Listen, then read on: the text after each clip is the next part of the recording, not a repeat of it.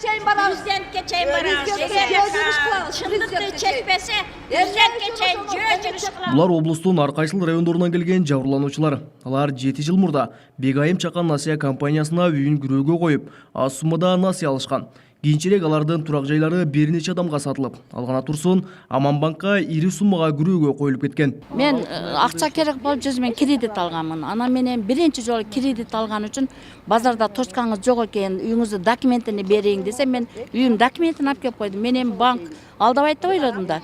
Алып келсем көрсө бул неме филиал экен, алдында алып Аманбанктан алат экен. Мен аны билбейм дагы 100 миңди 148 миң кылып төлөп, анан документти чыгарып берсем, үйүңүз залогда дейт. Менин эле үйүмө мисалы, менин намымда турса, биздин намыбызда турса, 2 адамга сатып ийген, мына бул өктөмежеге сатып ийген. Мисалы алып 25 миң долларын алып койгон, 55 миңге. Булардын арасында үйүн күрөөгө коюп, бирок такыр эле акча албагандар да бар. Мындай балга туш болгон Аттокур Байтиев буларды айтып берди. Договорду окудум мен. Окусам 100 миңге деп турат. 100 миң берсе болот. Үйүмү 497 миңге баалаган. Мен окуп туруп анан биринчи листокто кол койдум. Анан эле окуп бүтүп эле, бүтүп дегенде мен андан сурадым. Мага договорду качан бербейсиң договорду? 100 миң акчаны бербейсиң. Договор түзүлдү уже. Десем 3 күндөн кийин келесиң, берем деди.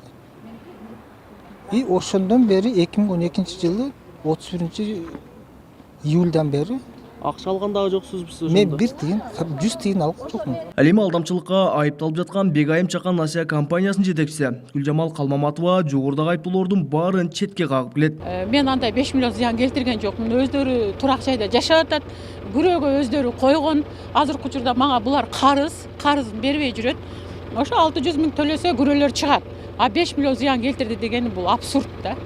Мен ойлойм, сот адилеттиги болсо, мен өзүм күнөөлүү эместигимди далилдеп, соттун жыйынтыгы менен мен буларды моральный, материальный ущербке берем. Белгилей кетсек, Жалал Абад шаардык сотунун 2018-жылдын декабрь айындагы чечими менен Гүлжамал Калмаматова кылмыш жаза кодексинин алдамчылык беренеси менен күнөөлүү деп табылып, 7,5 жылга эркинен ажыратылган жана жабырлануучуларга 2,3 миллион сом өндүрүп берүү белгиленген.